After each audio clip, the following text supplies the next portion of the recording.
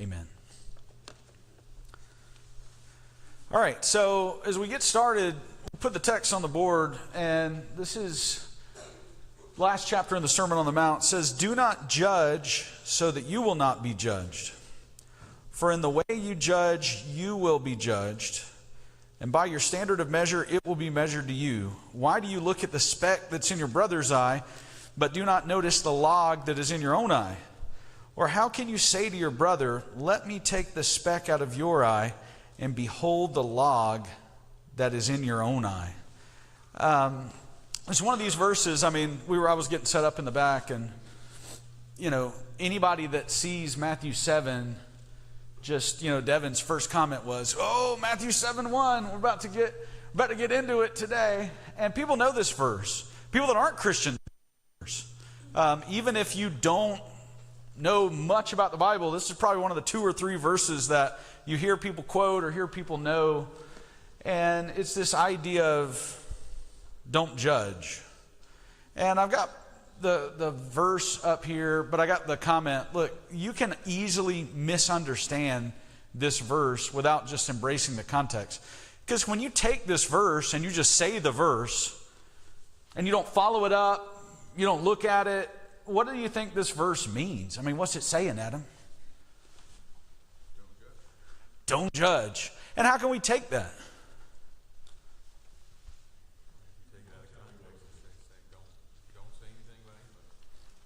Yeah, don't say anything about anybody. I heard somebody over here. Don't tell me what to do. Yeah, I don't want to hear anything that you think. And really, we shouldn't pass any kind of discernment or judgment about anything. If you just take it at face value, right? That there should be no intelligence given to decide between right and wrong with anything, as it relates to other people. And I think if you just know anything about the Bible, that's kind of the opposite of everything in there, right? God sends people to explain right and wrong. God explains right and wrong.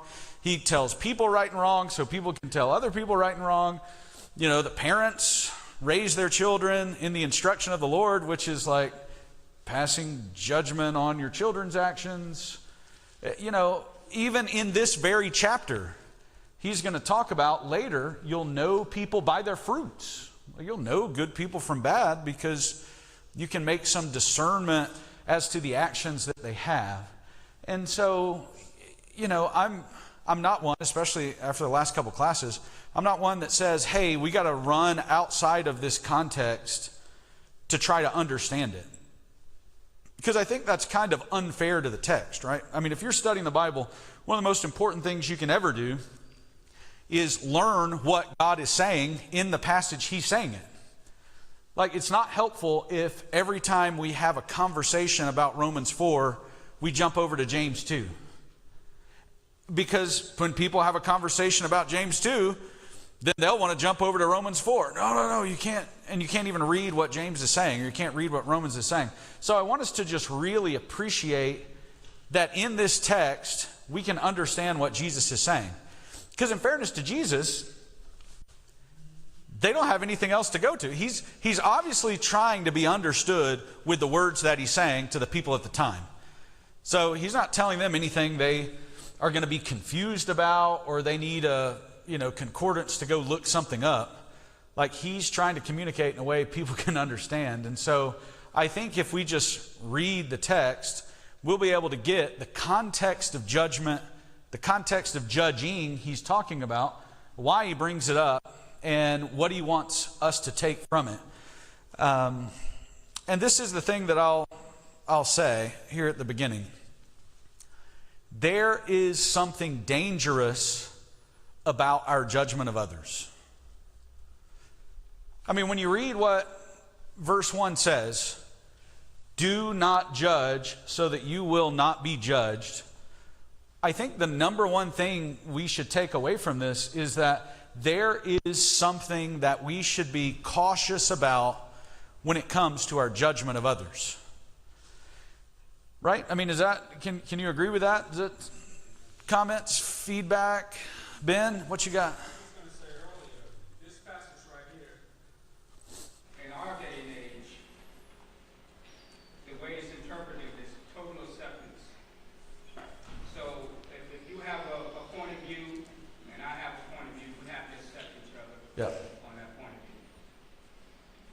no, totally agree.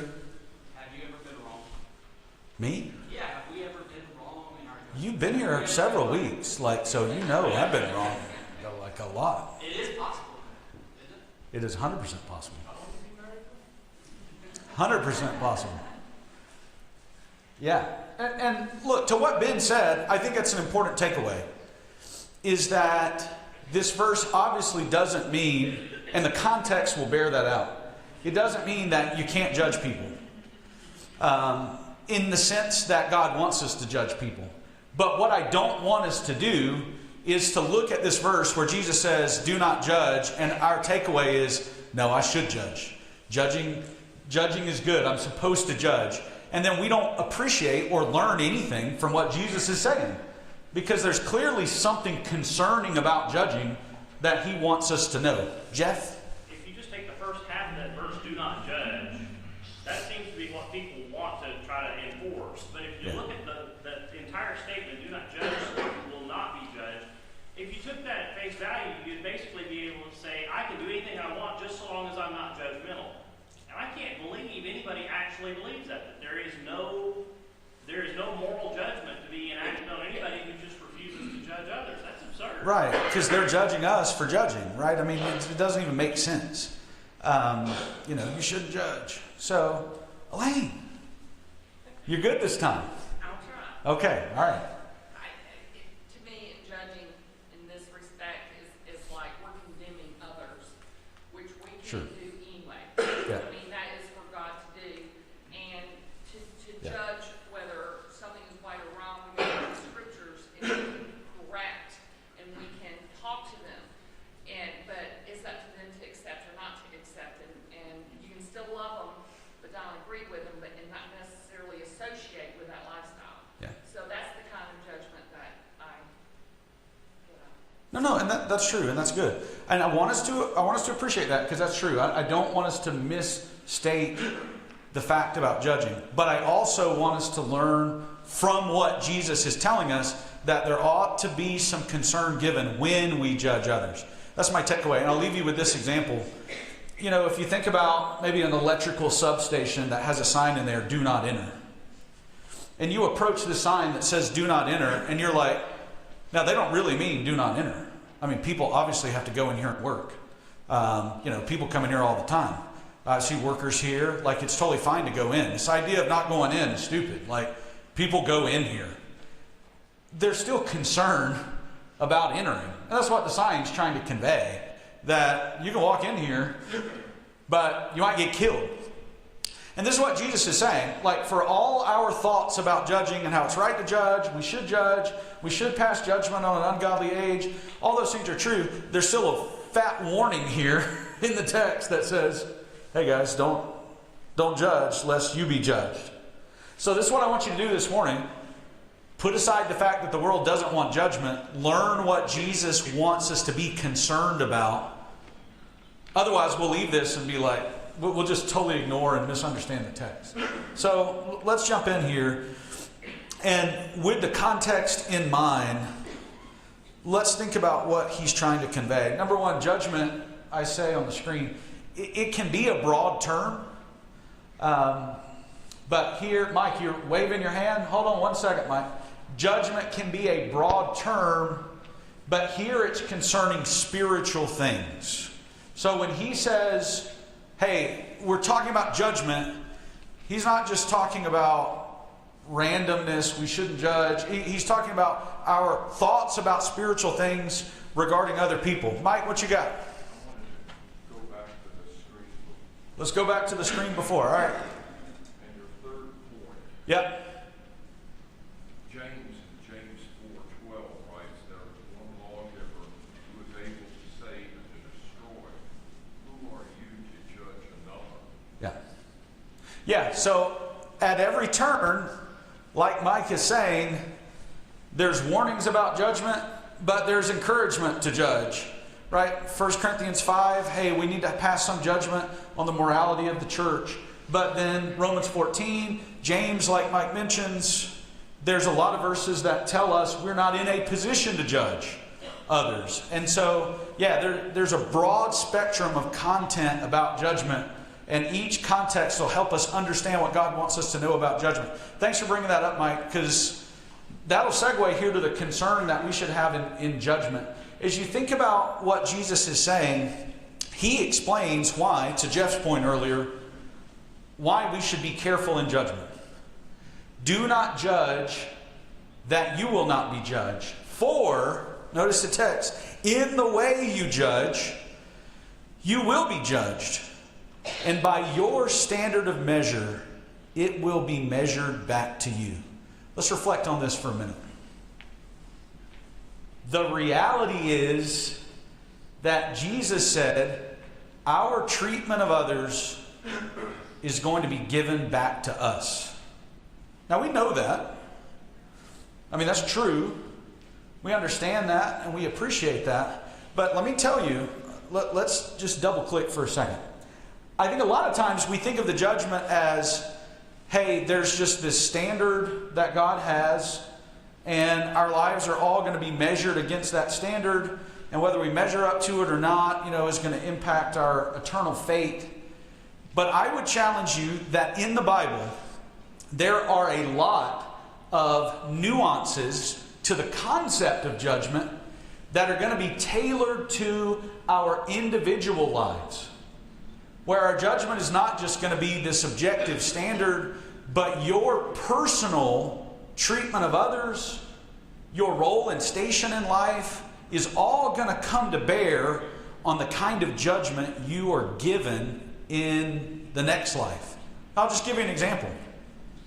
I mean, James 3 talks about, let not many of us become teachers. You remember why? Yeah, y'all said it. Yeah, there's a harsher judgment. Judgment's going to be more severe. And I don't think he's just necessarily talking about in this life. Now, when you're a teacher, you're held to a stricter standard because people listen to what you have to say. But God's going to hold you accountable. You think about elders. Are elders held to a different standard than people that aren't elders according to God? Yeah, you've got to give an account for the souls of other people. If you're not an elder, you're not ever going to have to give an account for anybody's soul in that regard. And so God looks at the station we're in. God looks at the situation we're in. God looks at a number of things in our life that are going to come to bear in the judgment. And so one of those things that he says here, and this is echoed in a number of New Testament passages, the way you treat others is going to be treated back to you. Can anybody think of another example in the New Testament where that's true? Love your brother as yourself. Yeah, love your brother as yourself. I mean, that's true. Perry? Last chapter, your neighbor as yourself. Yeah. Last chapter, if you don't forgive others, God won't forgive you. Yeah, and the same concept, right? I mean, that Jesus has in Matthew 18 and other stories elaborates on that. God will freely forgive you, but if you go out and choke someone for the $20 they owe you, then all of a sudden the judge is going to treat you very different. Like he's not going to be as fair and kind as he was. He's going to be very strict because you were very strict. And so I think we need to appreciate this fact that the way we treat others is going to impact the way God treats us. We're merciful and kind and loving to others. God is going to repay us with mercy and kindness and love. Right? Just a cup of cold water. Going and doing the small things in Matthew 25. Hey, it's like you were doing it to me. But when you turn your back on others, God can turn his back on you. So our treatment of others has a very real impact on our spiritual destination. And so when we see here him saying, look, the way you judge others is all of a sudden going to be meted back to you, that ought to give me some concern. Even though I'm authorized to judge, even though I'm given the right to stand in judgment in general of a number of things, like all of a sudden I'm like, ooh, that would affect me a little bit.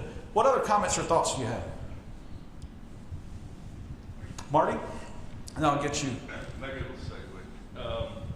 Galatians 6 comes to mind when I see this, right? Brothers, if anyone's caught in transgression, you who are spiritual should restore him. There's almost a commandment here to judge, right? In a spirit of gentleness. But keep watch on yourself, lest you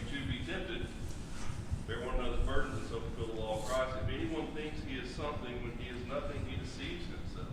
Our judgment is about our heart. And we have to do it with gentleness. We have to do it in a mirror to also teach ourselves what we need to do. Yeah, that's right. And that spirit of gentleness, it's almost like a cycle, right? That you who are spiritual restore this person that's weak, because we may find ourselves in a moment of weakness later where we ourselves need restored. And so how you treat somebody with your kindness and gentleness, even when they're in sin, even when they're wrong, is a reflection of how you're going to be treated not only in this life, but in the life to come. I mean, that's what Jesus is telling us. Butch, you're thinking too. Yeah. You're scaring me. I'm overthinking. You can apply this Yeah. individual to an individual, Yeah, or you can apply this individual to a group. yeah, And what I'm thinking is, many years ago, we were in a situation where we were advocating for the sanctity of marriage between one man and one woman. yeah, And there was this lady who said that we were haters, non-Christian haters, because we didn't embrace the idea that homosexuals can go out and do whatever it is they want Yeah. to do. And my thought is, who's the hater? The person who was pointing out what you're doing. God says, you ain't gonna make it, buddy. And that's hate speech, whereas the one who says, oh, you're okay, you know, keep doing what you're doing. You'll get thrown into hell, but that's okay, because I don't want to hurt your feelings. Yeah. Who's the hater? yeah. And we don't want the praise of men. I mean, that's a theme of the Sermon on the Mount. Like, do you want men to like you? You want people to like you? And we want to be the salt of the earth, light of the world, right? And My position is, Yeah. she's the hater. oh, right, yeah. If you don't want the truth being taught, I mean, they want to shut you up like they shut Jesus up. She's the hater of the people that she's trying to defend. Correct. I mean, the most loving thing you can do is share the truth with someone. But the spirit in which we do it has got to match the love that we're professing to have, right? And so some people can be very hateful toward others. She was Yeah. defending something I have no idea. You know, I had no idea who that person is. Yeah. That's where the individual versus Yep. an unknown group. Yeah, that's right. No, totally agree. Totally agree. Good thoughts. Any other thoughts before we move on? All right. There's glare. There's glare. All right, Elaine. You're not getting called on again. Question. Why are people quick to pass judgment? And then Ben, what's your thought? I was gonna say, just a parallel to this, Luke 6, 27 to about 38 speaks about this in depth, about condemning and being condemned, what our attitude should be towards our brother and even our enemy. Yeah, We treat our enemy. that's right. And it says a lot about condemning the wrong way. Yeah, totally agree. Totally agree. You got to be careful with it. Answer this question for me. Why is Jesus even having to deal with this? Why is judgment among religious people a problem? Why are people quick to pass judgment? Jack? Well, I think they want to make themselves feel better than that person who passed.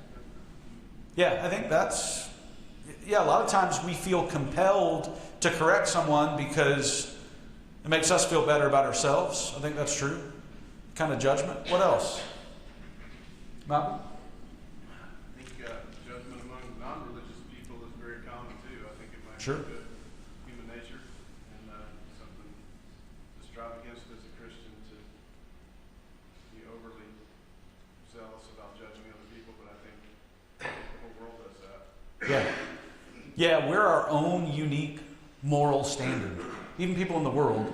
And if we see anyone that doesn't agree with us, it rubs us the wrong way, right? It condemns us if someone else is different. And so we can very much treat them with some judgment or contempt, especially people in the world. Ryan? Do what? Lack of humility. Yeah. Lack of humility. And I think there's a key one. There's a big one here I'm looking for. Anthony? Takes their negative focus off of us, looking on someone else. Yeah, that's right. And Jesus is going to get there.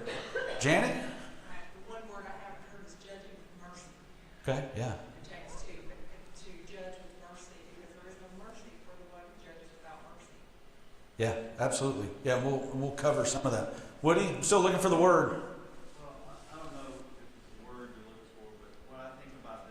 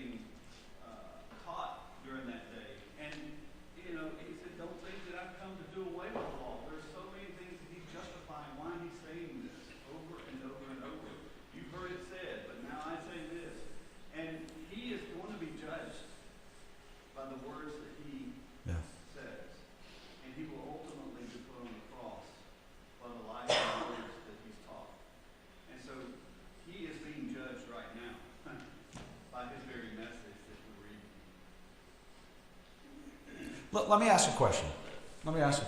Or, Bruce, unless you got the answer. I don't know if I got the answer or not. You got it. It's in there. I haven't heard prejudice. Prejudice. Yeah, these are all related. I'll give you the answer in a second. Disappointed you can't read minds.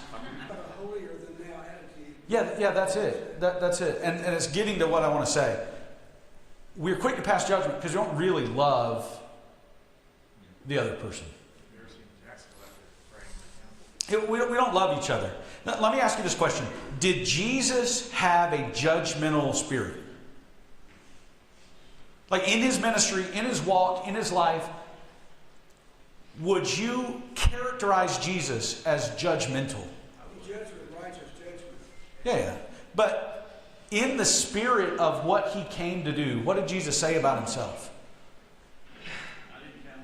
I didn't come to judge. Now, it seems a strange statement for Jesus to make when we're supposed to have, judgment. We talk about how important it is to judge other people.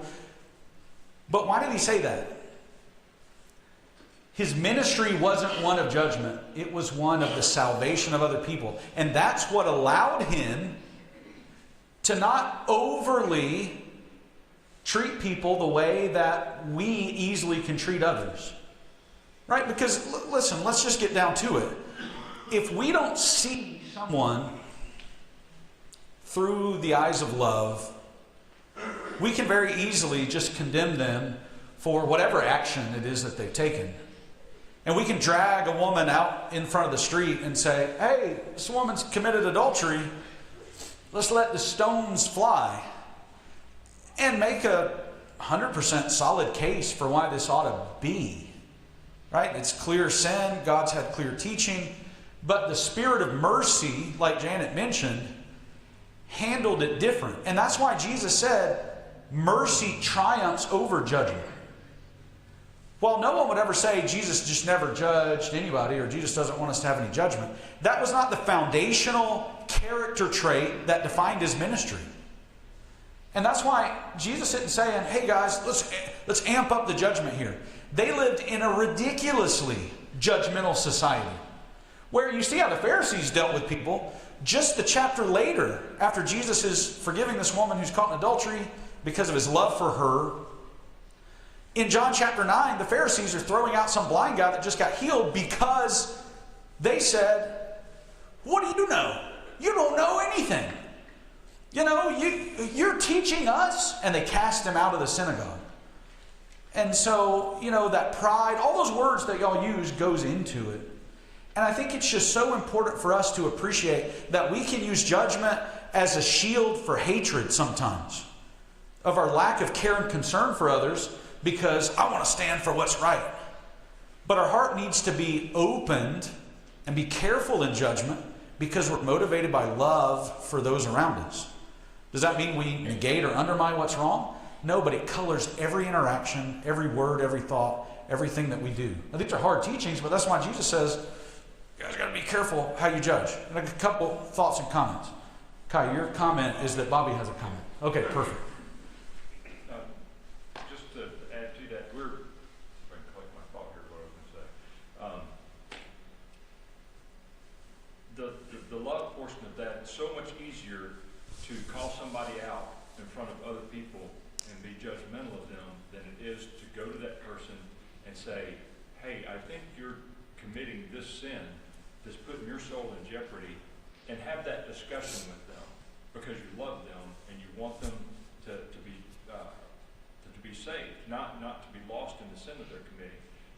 But it's so easy for us, that's hard to do when you're committing the same or similar sins. Yeah. And you don't want, it's harder to do. It's easier just to judge somebody else. And we're so guilty, if we're honest with ourselves, of calling judgment on somebody else for the exact same things we're doing. It just hasn't been made public about us, but it's made public about them. And so the wolves surround the wounded one and kill them. And we're so guilty of that sometimes when we're guilty of the exact same sin, and we need to judge in a way that says, what if my life was put under the microscope at the same time? Yeah. How would I judge this? Yeah, and that's exactly what Jesus is going to say. Yeah, I mean, totally true. And if Jesus didn't stand in just this position of judgment on everybody, how much less qualified am I, back to what Mike said earlier, to try to sit in that seat because of my own sin, which is what he said in John 8. And what, now you got a comment, Kyle? Okay, yes, that's good.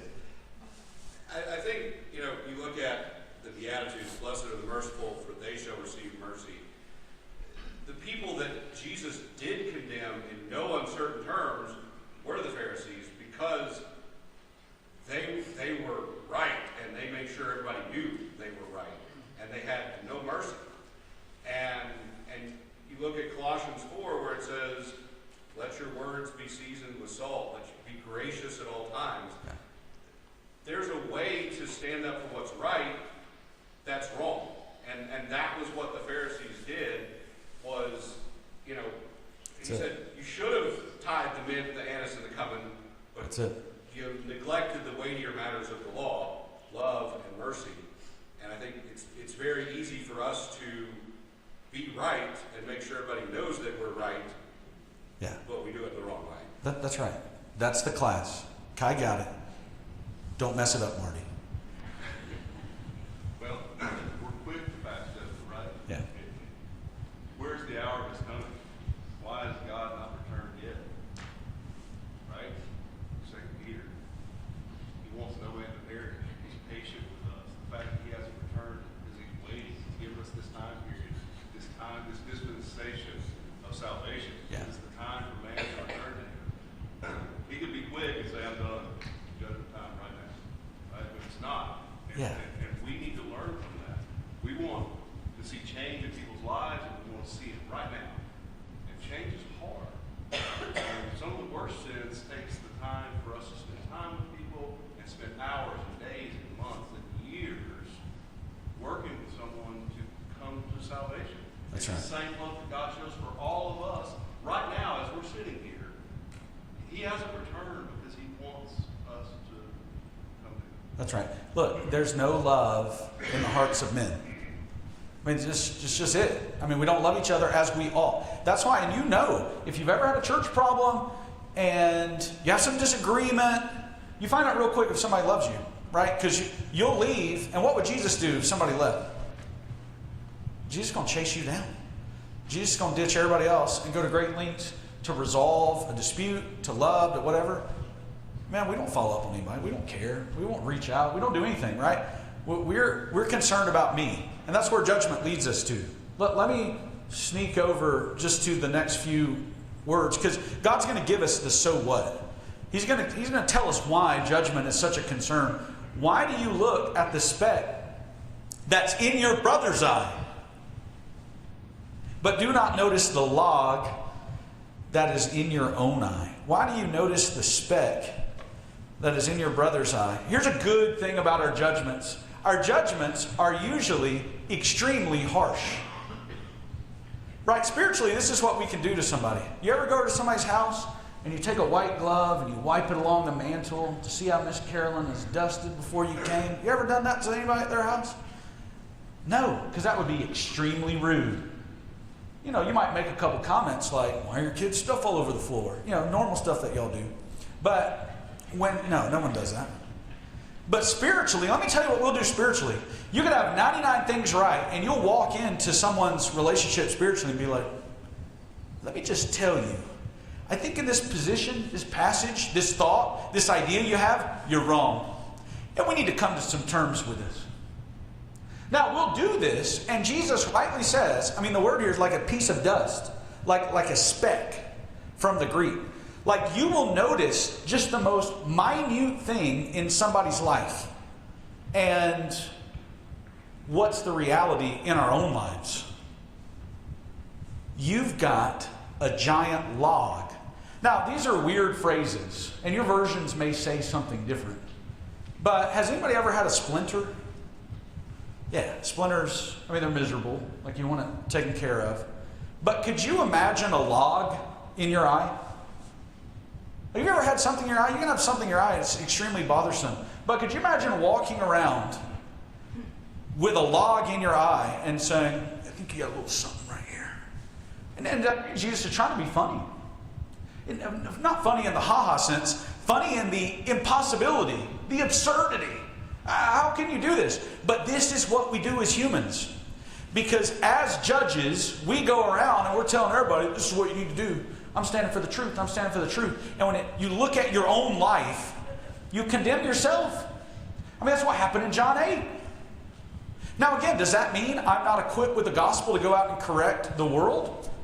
Well, no. But it neuters and humbles what would have been ungodly pride in knowing I'm just this broken earthly vessel, the chief of sinners like Paul, to go out and correct everybody.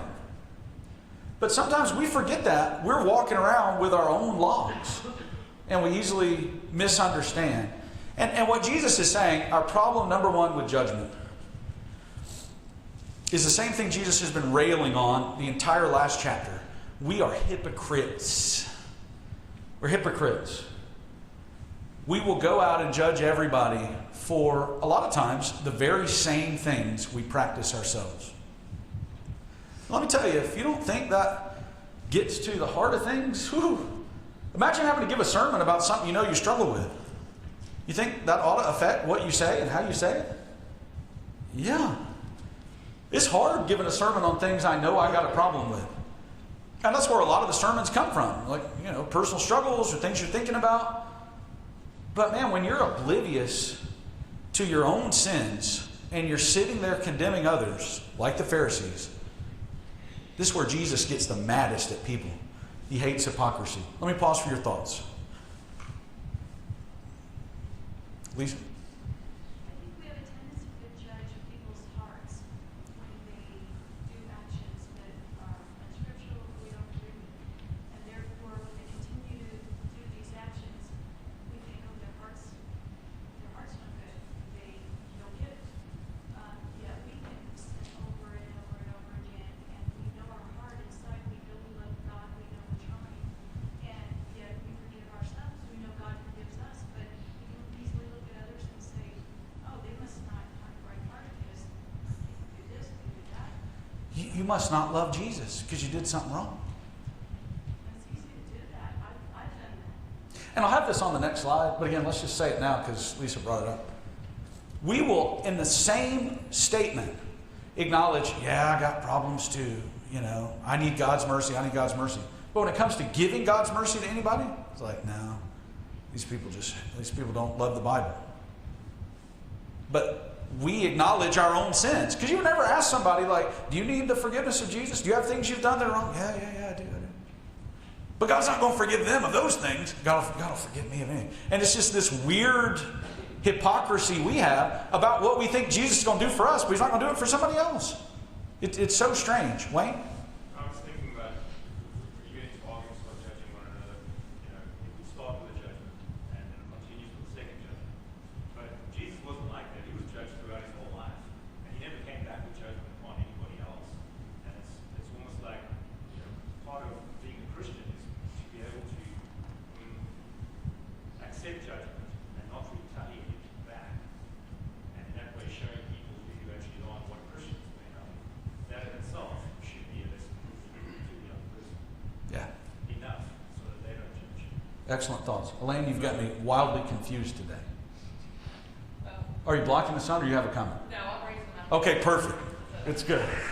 Because she's over here like, I don't know. Down here, it's blocking. Okay, I'll know. We need our own special hand signals. If I can remember now what I was going to say. It's a lot easier for me to look at somebody else than to sit still and look at me. Yeah.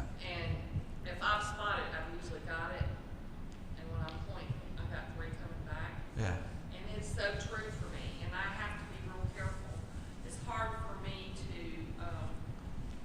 I don't know, I don't want to say that I think I forgive, and then they do the same thing, and then all those negative feelings come back. Yeah. And so I've walked away, and I don't know if that's non-forgiveness or just self-protection, but anyway. No, that's good, and that's worth discussion too. Jason, you got something to add, or are we going on a different train? I don't know if my train's the same or not. Yeah, let's do it. So So there seems to be a tension with me, at least, between this whole idea with condemnation and then allowing something to happen. The other C word I'm forgetting. Condoning. Yeah. And so there's this tension between, well, if I see something morally wrong or scripturally wrong, there's a black and white reaction of, well, we got to correct that. But compassion seems to take care of the black and white between, well, I don't want to condone this, but I don't want to condemn them either. And so you see this in the same spirit of Jesus when he's with the woman at the well, which he doesn't just immediately condemn her for having 5 husbands. He has a reasonable conversation with her and leaves that alone for now, at least from what we can see. And so there's often times when we do this now and drive down, well, what do they got on their church sign? Are we compassionate? Are we condoning? Are we condemning? And so to me, compassion seems to really be the unlocked piece that I don't get in my vision from God. And so I think he's very condemning or condoning.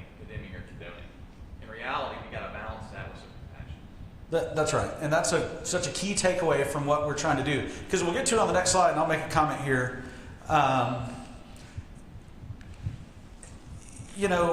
It's not that Jesus is going to say, let me double check my time. Yeah, we're wildly behind. It's not that Jesus isn't going to say, don't take the speck out of your brother's eye. Like, Jesus isn't ignoring sin. Jesus never ignores sin. But his manner in which he dealt with it is far more compassionate and kind and loving. Because Jesus says, look, take the speck out of his eye after you've taken the log out of your own. Jesus isn't saying, hey, walk around with logs and specks and leave it there. If he left it there, we might have a different context. But even in the context, correction needs to happen. Even in John 8, he said, hey, go and sin no more. So the attitude in which we explain the truth is either one of judgment or one of compassion or mercy. The truth is going to get taught, but I can handle it in a far different way than most people handle it. And again, I'll just give an example. Somebody reached out to me, sent me a church website and said, do you know anything about this church? Is this a liberal church, conservative church? And I clicked on a link this week and I was like, oh, their website's too nice. It's probably liberal. And I was kind of joking, but they're like, haha, no, really. And I was like, listen, let me tell you what I'm not going to do. I don't know this church, but I am not going to tell you should never step foot in there without knowing anything about this church. Look, it's very weird for me to pass judgment on people I've never met. I don't know what they teach. I know nothing about them. Now, am I familiar with them? No. Is there a good chance I might disagree with them? I don't know, maybe. I disagree with half of y'all, but hey, we're here. So when you think about how quick we are to say, hey, this church is not sound, this church is not this, we've never even been there. We don't know anything. Like, we can sit in a seat of judgment and think, oh, well, God's fine with me, God's fine with my church, because I'm on a website that lists churches. Just because you're on a website of here's where Christians meet does not mean you got a candlestick in God's eyes. And so we just got to be so careful about our attitude and heart with how we approach anybody, that we're attempting to save and show kindness and deference, because the same judgment I give out is the same judgment I'm going to get back. And the number one thing we all need to be concerned about, this is the takeaway from these next verses, you have more pressing matters to attend to in this life than everybody else's sins. That's what Jesus is saying. You need to work on taking whatever logs you have out of your own life instead of worrying about everybody else. And that's basically what Jesus said, isn't it? Let he that's without sin cast the first stone. And when he turns the thoughts of judgment inward, that's when everybody started dropping the rocks. Right? If we're just looking at somebody else, it's like, yeah, they're wrong. When you look at yourself, it's like, what do I need to work on? What does my church need to work on? Well, that's when mercy kicks in. And it takes a lifetime sometimes to learn this.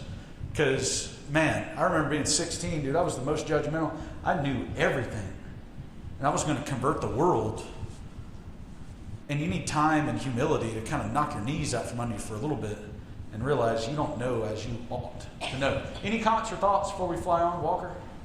Yeah, this just has me thinking, if Jesus was living and walking around today, who would he be judging harshly? It would be us, right? It very well could be, yeah. Yeah. And then the people, it just makes you think, how should I be judging people if Jesus was here? Like, he wouldn't be judging the people that maybe we judge harshly. It would be the opposite way around. he definitely judges judgers more, more harshly than others. 100%. Let me fly on. You hypocrite, first take the log out of your own eye, and then take the speck out of your brother's. Our guilt should temper our treatment of others. We mentioned that Jesus thought our sins should be corrected. And again, this hypocritical self-righteousness is the opposite of what he's talked about, as Kai mentioned in the previous chapters, being poor in spirit. Like, blessed are those who are poor in spirit, who recognize their own spiritual deficiencies. Not blessed are they that can see everybody else's spiritual deficiencies, but blessed are they that are poor in spirit. And that's what he's saying. Like, work on your own self, and then you'll be able to help others. And then finally, I'll leave you with this verse. Do not give what's holy to dogs. And this is still in the context. And do not throw your pearls before swine, or they will trample them under their feet and turn and tear you to pieces. So how does this relate to judgment? I'll put this out here for your consideration. Even if you can judge unhypocritically, there still may be a danger in our conversations spiritually with other people.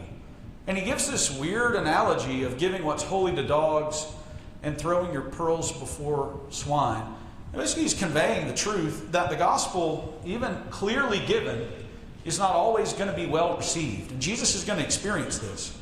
In offering the pearls of the kingdom of heaven to an unworthy people like the Pharisees, he's going to get killed for it. And he's warning us that even in our state of maybe we're not hypocritical, we've taken the log out of our own eye, we're ready to clearly help others, there's a warning that it just even then may not be well received. And ultimately, he says, just this wild statement, sometimes even the truth ought to be held back from the unworthy. And you see Jesus doing that.